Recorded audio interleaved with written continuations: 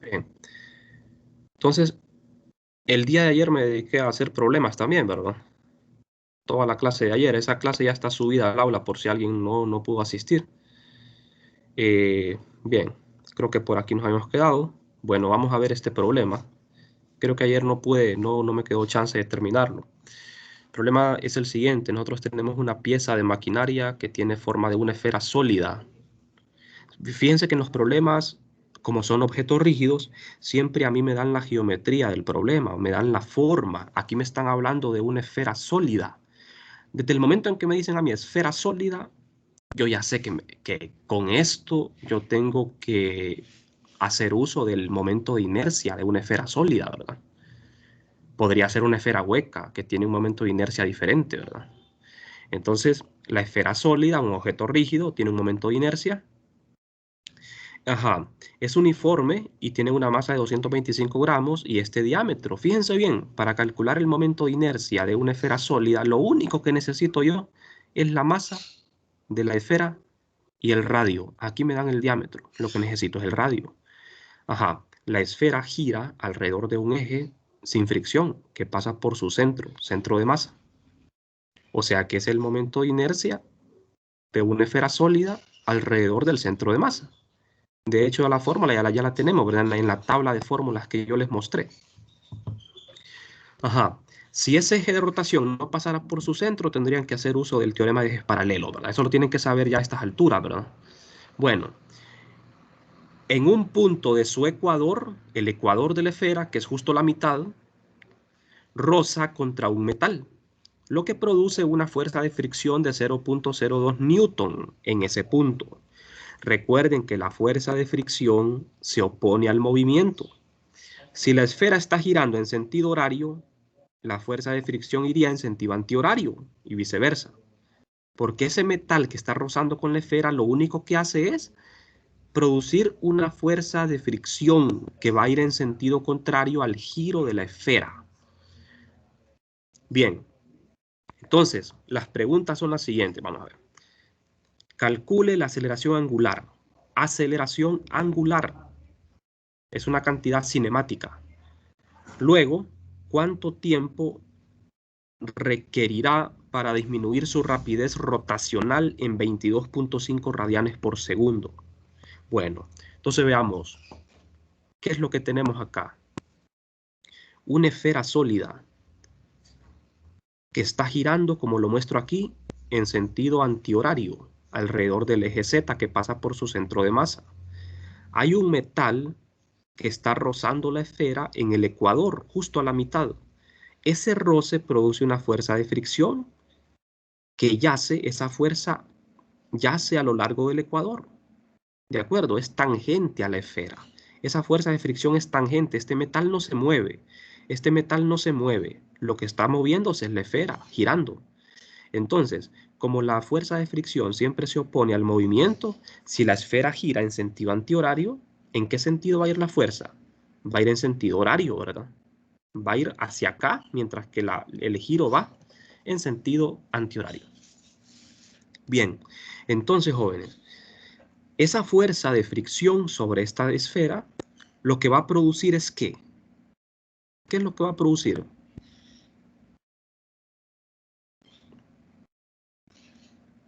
¿Qué es lo que va a producir?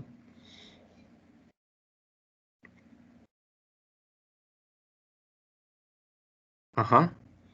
Cuando tengo un objeto rígido y se le aplica una fuerza, ¿qué es lo que produce la fuerza en un objeto rígido?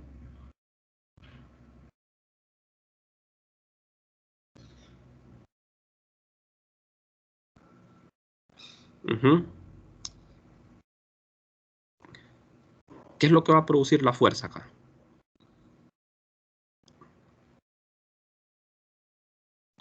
Una fricción que lo va a frenar.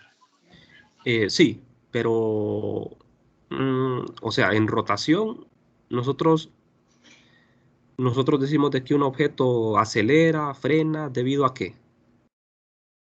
¿Debido a la aplicación de qué?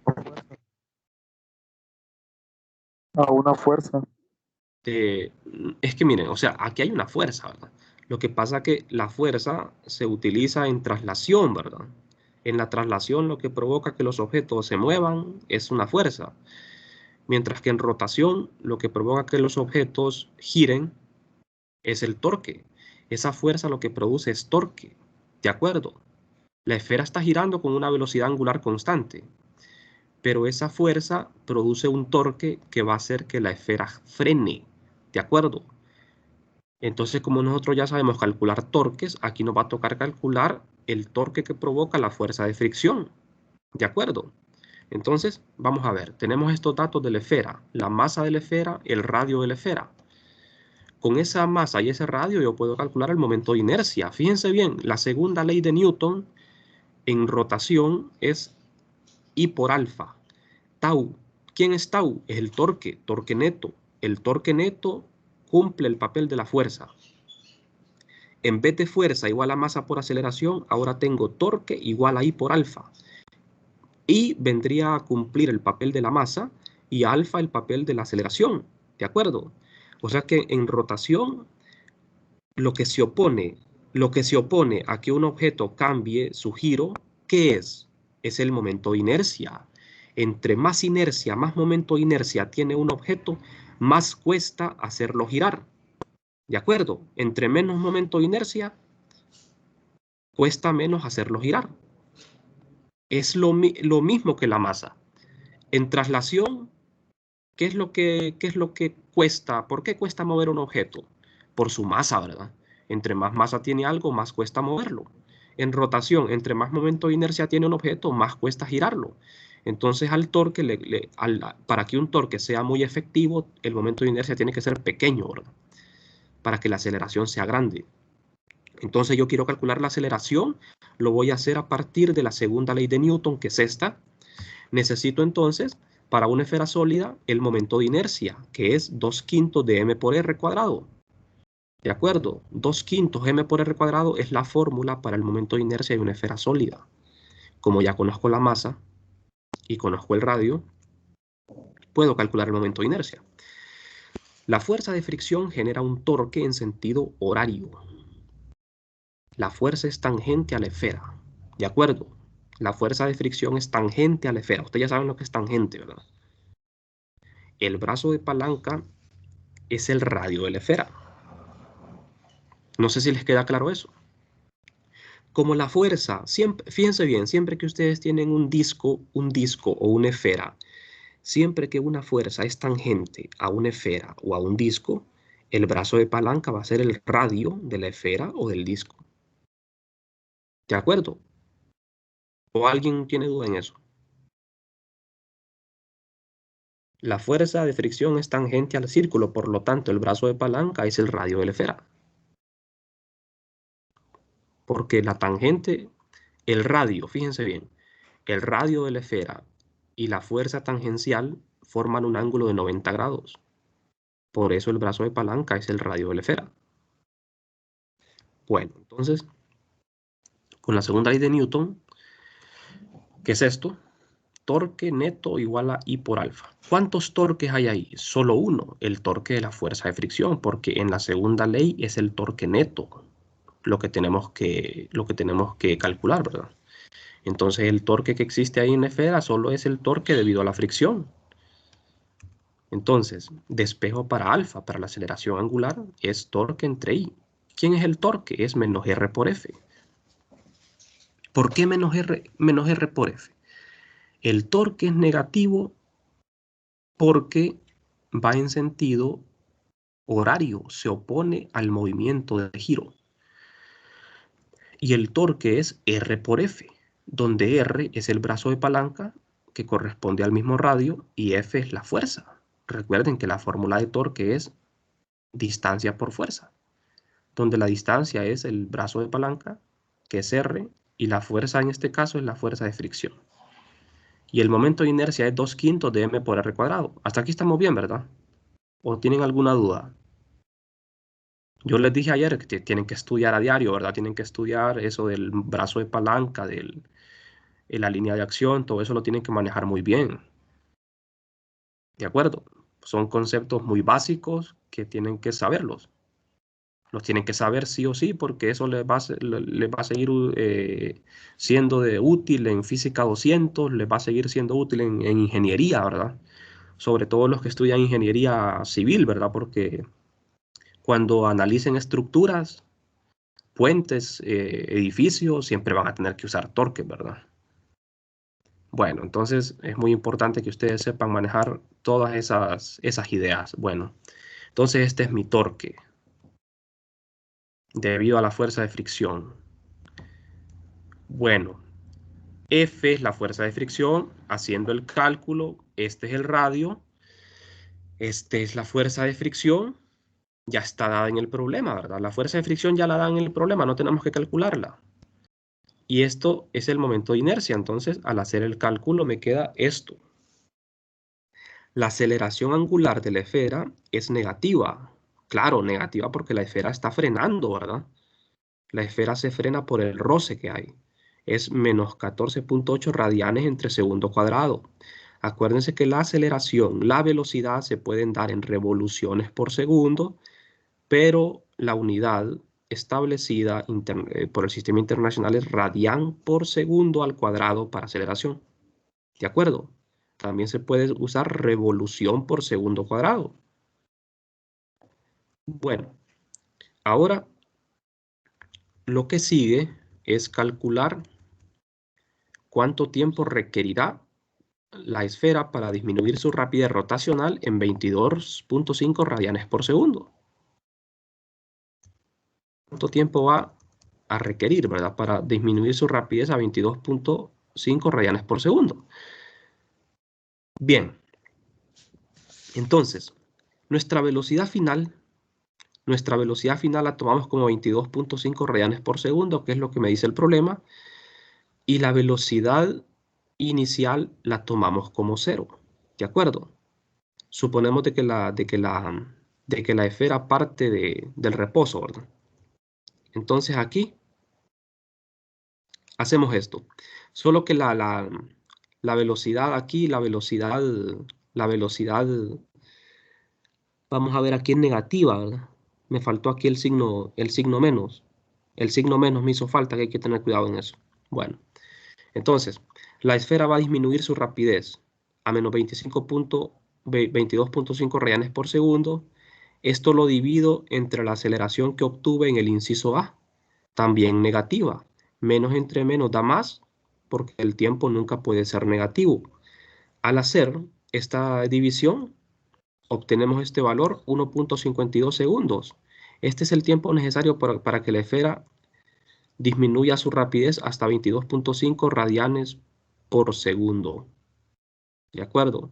1.52 segundos, ese es el tiempo necesario.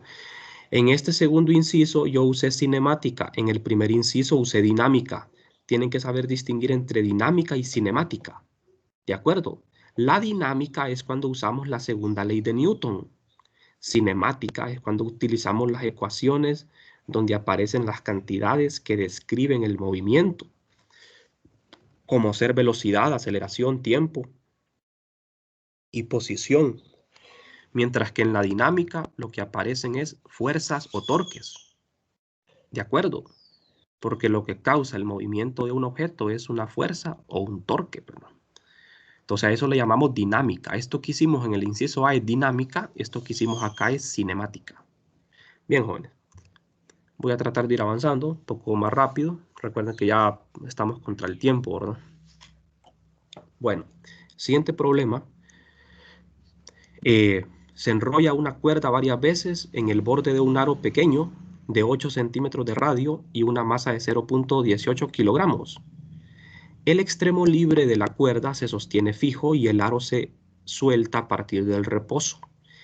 Después de que el aro ha descendido 75 centímetros, calcule la rapidez angular del aro al girar y la rapidez de su centro.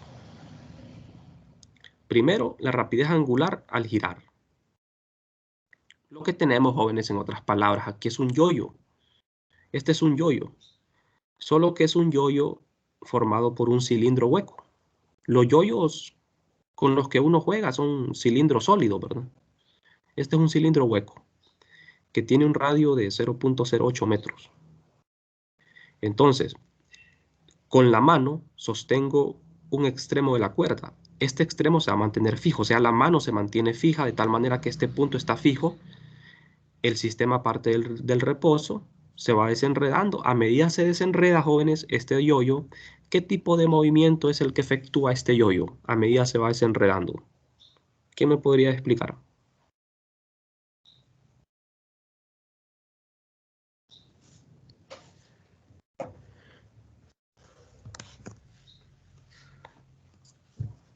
Ajá, ¿qué tipo de movimiento va a efectuar? Cuando el yoyo vaya hacia abajo, De Caída libre. rotación y traslación.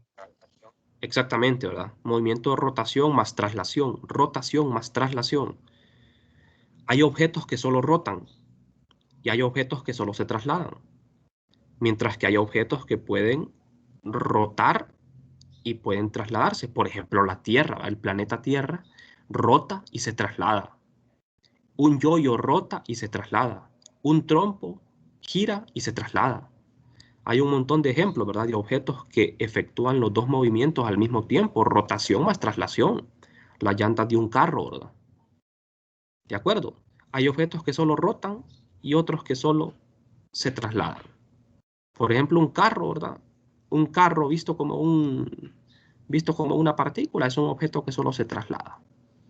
Pero aquí el yoyo efectúa los dos movimientos, entonces el problema es un poquito más complejo porque ahí tenemos dos formas de movimiento. Entonces lo que tenemos acá es lo siguiente, vamos a tener que hacer uso de la conservación de la energía. Claro, cuando hacemos uso de la conservación de la energía a este tipo de sistemas, tenemos que involucrar lo que es la energía cinética rotacional. Aquí el yoyo parte del reposo. El punto inicial es el punto de donde se suelta, el punto final es cuando el yoyo ha descendido la cantidad que se nos dice en el problema, una altura y inicial, ¿verdad? Entonces, como yo estoy colocando el origen del sistema aquí, significa que cuando el yoyo llegue a este punto, su energía potencial va a ser cero. En el punto inicial, su energía potencial gravitacional no es cero, pero cuando llegue aquí, su energía potencial va a ser cero. Esto es arbitrario, porque yo puedo colocar el origen aquí, ¿verdad? De manera que la energía que va a ser cero es esta, y la energía final no sería cero. O sea, la energía potencial, jóvenes, queda arbitraria. Lo que no es arbitrario es la energía cinética, ¿verdad? Porque si un objeto se mueve, tiene energía potencial, y si no se mueve, no tiene. Pero con el tema de la energía potencial es cero donde uno la defina. Yo definí aquí como la energía potencial cero, este punto, el punto final. ¿De acuerdo? Entonces, tenemos el radio de ese aro, que es un cilindro hueco. Tenemos la masa, con esto podemos calcular el momento de inercia. Tenemos la altura que desciende el yoyo. El momento de inercia de un aro o un cilindro hueco es igual a m por r cuadrado. Estas fórmulas están en el libro, en la tabla, ¿verdad? Entonces, m, la masa del yoyo, por r cuadrado, el radio del yoyo, me da el momento de inercia. Tenemos la altura inicial, que es 0.75 metros, la altura final 0, medido con respecto al origen. ¿De acuerdo? Usando la conservación de la energía se conserva porque no existen fuerzas no conservativas. No existe fricción. La energía inicial es igual a la final. Entonces, en la energía inicial tenemos energía cinética más potencial, pero la energía cinética inicial es cero porque el objeto parte del reposo. Y en la energía final, la energía potencial es cero porque el objeto en el punto final está, el punto de referencia está en el punto final, de manera que la altura es cero, y final es cero. Entonces lo que tengo yo es esto, energía potencial. Toda la energía potencial gravitacional se transforma en energía cinética, pero energía cinética de rotación más traslación, jóvenes. Fíjense que esta ecuación de la energía incluye la energía cinética de rotación más traslación. Aquí está incluido en este término. Entonces, igualando, en el lado izquierdo tenemos energía potencial gravitacional, mg por y, por la posición inicial.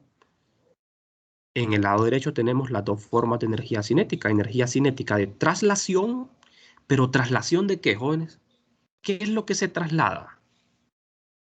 Se traslada el yo-yo, ¿verdad? Pero dijimos de que cuando hablamos de traslación, consideramos el objeto como ¿qué? Consideramos el centro de masa. Y cuando nosotros consideramos el centro de masa de un objeto, decimos de que el objeto es una partícula, que toda la masa de esa partícula está concentrada en el centro de masa, ¿de acuerdo? Eso es el enfoque de traslación, ¿verdad? Pero como el objeto no es una partícula, sino un objeto rígido, tenemos que sumarle la energía cinética de rotación. Eso se lo expliqué en la clase, ¿verdad? ¿Por qué hacemos uso del centro de masa aquí? Velocidad del centro de masa. Y acá es la velocidad angular. Fíjense en la energía cinética, tiene la misma forma. Un medio, masa, momento de inercia, velocidad lineal, velocidad angular. ¿De acuerdo? Entonces, de aquí voy a obtener la velocidad que tiene el yo-yo cuando desciende esa distancia. Entonces, la velocidad del centro de masa está relacionada con la velocidad angular mediante esta fórmula. Cuando yo aplico esta fórmula, jóvenes, es porque tenemos una condición en el sistema. ¿Cuál es esa condición?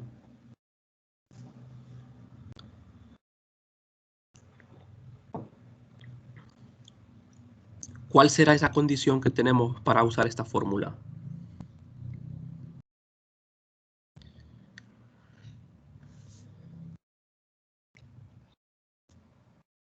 La condición se llama rodar, rodar sin resbalar o rodamiento puro. Rodamiento puro. Siempre que nosotros tenemos rodamiento, rodar sin resbalar, podemos emplear esta fórmula. Velocidad lineal es igual a R por W. Rodar sin resbalar se refiere a que un objeto puede girar sin deslizarse, como lo que les explicaba yo de las llantas de un carro. Las llantas de un carro giran y se trasladan.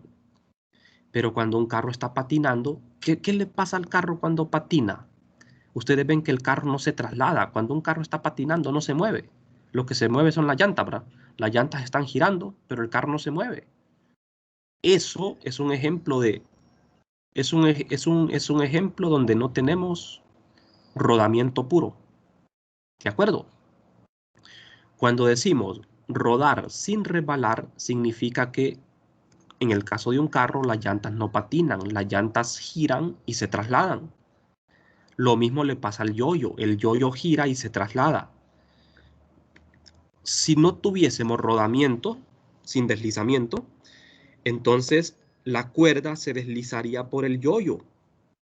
La cuerda se deslizaría, pero el yo-yo no se trasladaría, solo giraría. ¿Estamos de acuerdo, verdad? Bueno, entonces sustituyo esta velocidad del centro de masa aquí para tener solo la velocidad angular. Tenemos todo en función de la velocidad angular. Despejamos las masas. Estos dos términos se suman. Despejamos para la velocidad angular. La velocidad angular es igual a esto. G, la gravedad. Y es la altura inicial. R es el radio del aro. La velocidad angular del yo-yo es de 33.9 radianes por segundo. ¿De acuerdo? Esta es la velocidad angular del yo-yo. ¿Estamos claros hasta aquí, jóvenes? Cuando ustedes hacen la operación aquí, los metros se cancelan y solo les queda 1 sobre segundo. El radián, recuerden que radián no es una unidad. El radián no es una unidad, se le llama unidad artificial, ¿verdad? Porque en realidad no es una unidad. Es un nombre que le ponemos nosotros. En vez de poner grado, ponemos radián. O sea, se pueden usar grados o radianes, pero el radián no es una unidad. ¿De acuerdo? Bueno, entonces, la rapidez de su centro de masa, del centro de masa del yo-yo, como aquí, fíjense bien, en este paso ya calculamos la velocidad angular La rapidez del centro de masa es esto, R por W. Entonces la rapidez del centro de masa es R por W. Multiplico el radio por la velocidad angular y tengo la velocidad del centro de masa, 2.71 metros por segundo. Bien, jóvenes, como ven ustedes, los problemas los podemos resolver mediante energía o mediante la segunda ley de Newton, ¿verdad? Y podemos combinar cinemática con energía y cinemática con leyes de Newton. ¿De acuerdo? Es mucho más fácil resolver los problemas con la energía, ¿verdad? Con el enfoque de energía es mucho más fácil. Bien, no sé si tienen alguna duda.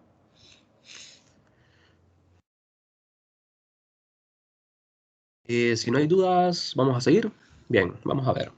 Tenemos un bloque con masa M igual a 5 kilogramos, que baja deslizándose por una superficie inclinada 36.9 grados con respecto a la horizontal. El coeficiente de fricción cinética es de 0.25. Una cuerda atada al bloque está enrollada en un volante con su eje fijo en O, en el origen. El volante tiene una masa de 25 kilogramos y un momento de inercia con respecto al eje de 0.5 kilogramos por metro cuadrado. La cuerda tira sin resbalar a una distancia perpendicular de 0.2 metros con respecto a ese eje. ¿Qué aceleración tiene el bloque? ¿Qué tensión hay en la cuerda? Bien, esto es lo que tenemos acá. Es un plano inclinado, es un bloque de 5 kilogramos, una cuerda que está conectada a una polea. La polea puede girar, la polea es un disco sólido que gira en torno a su centro de masa. Fíjense bien, aquí tenemos un objeto rígido que es la polea. El bloque no se considera como objeto rígido, lo podemos considerar como una partícula. ¿De acuerdo? El bloque es una partícula, porque el bloque no puede girar. ¿De acuerdo? Las partículas no giran. Aquí, para simplificar el problema, decimos de que el bloque es una partícula. La polea, un objeto rígido. Aquí, jóvenes, no tenemos rodamiento y deslizamiento. Tenemos rodamiento sin deslizamiento. Lo que no tenemos es combinación, porque la polea solo gira. La polea no se traslada, solo gira. Lo que se traslada es el bloque. El bloque se traslada, la polea solo gira. ¿De acuerdo? Están conectados por una cuerda que no se estira y que no se desliza. Que no se desliza significa que la polea va a hacer girar a la polea. La cuerda va a hacer girar a la polea. Si la cuerda se deslizara, la polea no giraría. Entonces, primero, jóvenes, tenemos que hacer el diagrama de cuerpo libre del bloque. El bloque está en una superficie inclinada, por tanto tenemos que inclinar los ejes coordenados, el eje Y y el eje X. ¿Qué fuerzas actúan en el bloque? Está el peso, la normal, la tensión y la fuerza de fricción, porque existe fuerza de fricción. Aquí me dicen, el coeficiente de fricción cinética es de 0.25 entre el bloque y la superficie. Entonces, aquí tenemos en el diagrama ilustradas todas las fuerzas. ¿Cuántas fuerzas hay? Hay 4 fuerzas, ¿verdad? Peso, normal, fricción y tensión. Estas no cuentan porque son las componentes del peso. El peso tiene 2 componentes, una componente en X y una en Y. Entonces existen 4 fuerzas. Bien, este es el diagrama de cuerpo libre para el bloque. El bloque tiene una masa de 5 kilogramos, el volante, que es el disco sólido, tiene una masa de 25 kilogramos. El coeficiente de fricción cinética entre el bloque y la superficie es 0.25, el momento de inercia es de 0.5 kilogramos por metros cuadrados. Este momento de inercia ya se da en el problema. No lo tenemos que calcular, miren. Ya me dan el momento de inercia con respecto al eje que pasa por el centro de la polea. ¿De acuerdo? Entonces el momento de inercia ya lo tengo. Y ahora voy a hacer el diagrama de cuerpo libre del volante. Al volante le tenemos que aplicar la segunda ley, pero para rotación. Torque igual a, a momento de inercia por la aceleración angular, ¿verdad? Donde el torque es la tensión por R. Bueno, ya le voy a explicar eso. Primero miremos el diagrama. Aquí tengo la polea, el volante. Volante es una polea, ¿verdad? Es un disco sólido que está pivoteado en el centro de masa. Pivoteado significa que por aquí pasa el eje de rotación de la polea. ¿Cuántas fuerzas actúan sobre la polea? Actúan 3 fuerzas. El peso de la polea, la tensión en la cuerda, que es tangencial, y la normal. La fuerza normal no es una normal cualquiera, ahora es una normal que yace en el eje de rotación. Justo ahí, porque la polea se está apoyando en ese eje de rotación. Entonces ahí recae la normal. Y va en esta dirección, jóvenes. No va hacia arriba, va en esta dirección.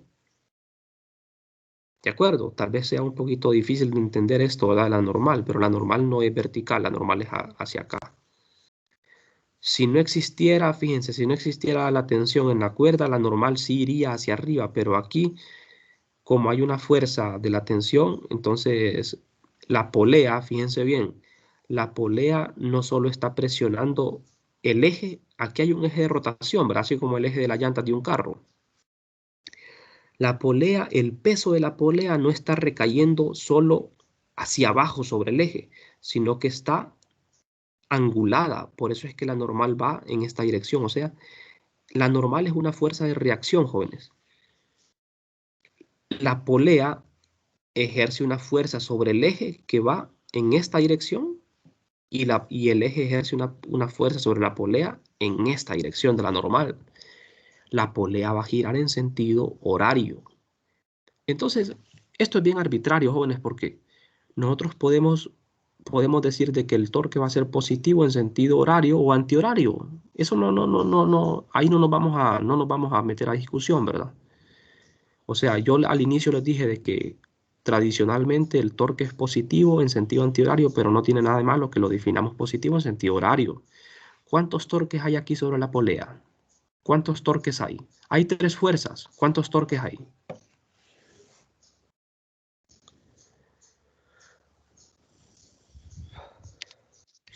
Sería solo uno, el de la tensión.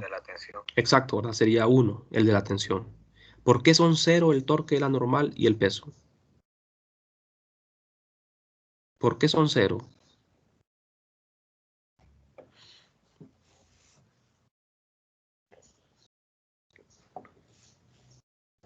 Ajá, ¿por qué son 0?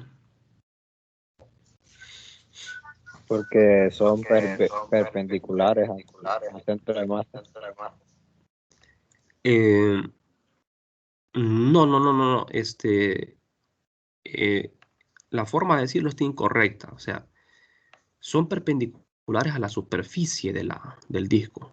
O sea, en otras palabras, para decirlo de forma correcta, los torques de estas dos fuerzas son 0 porque las líneas de acción pasan por el eje de rotación. Siempre que una fuerza, su línea de acción pase por el eje de rotación, el torque va a ser 0. ¿A qué me refiero con línea de acción? Si ustedes trazan una línea a lo largo del vector de fuerza, esa línea va a pasar por el eje de rotación, entonces el brazo de palanca va a ser 0, y si el brazo de palanca es 0, el torque es 0.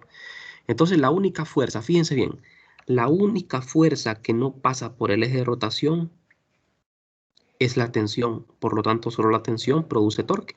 Y el brazo de palanca de la tensión, siempre que una fuerza es tangente a un círculo, el brazo de palanca va a ser el radio. Es un tip que tienen que saberlo, ¿no?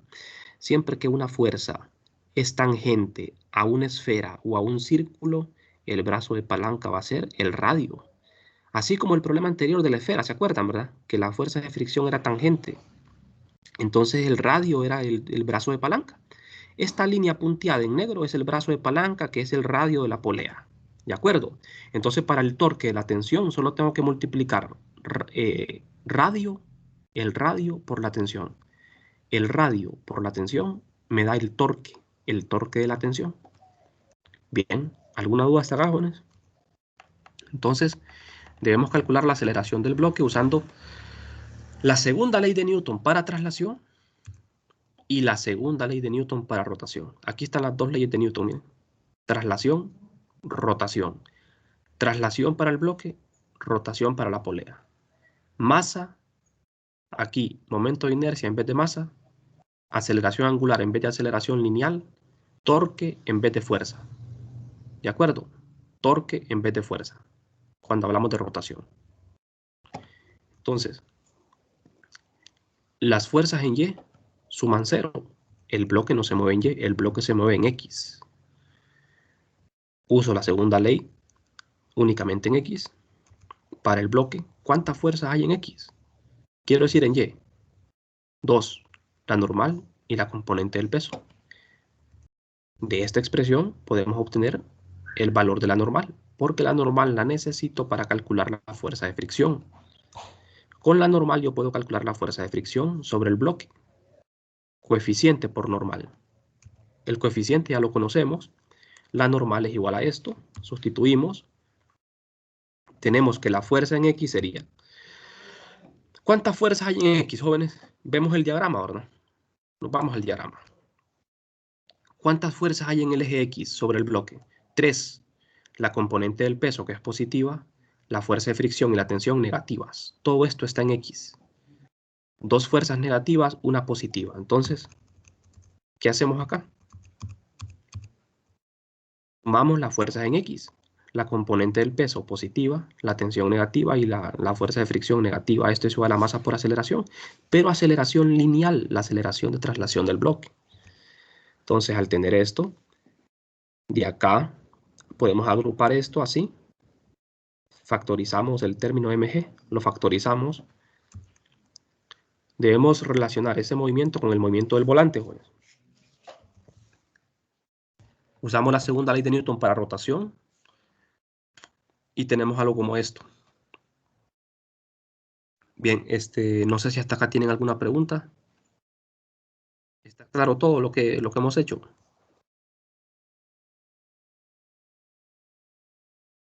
Usamos la segunda ley de Newton para rotación, despejamos para la aceleración angular. La aceleración angular está relacionada con la aceleración lineal mediante esta expresión, ¿de acuerdo? Y aquí despejamos para la aceleración angular y la sustituimos acá en la aceleración, en la segunda ley de Newton para rotación. Y despejamos para la tensión.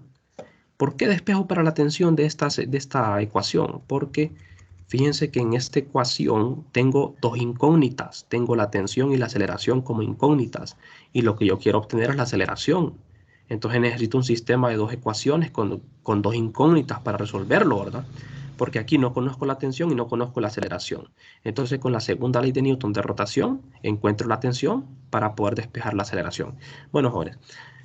Fíjense que voy a continuar el día lunes porque a la 1 tengo que dar otra clase y bueno, vamos a quedarnos por aquí hoy. Vamos a continuar esto el lunes, la siguiente clase. Bien, entonces no sé si tienen alguna consulta.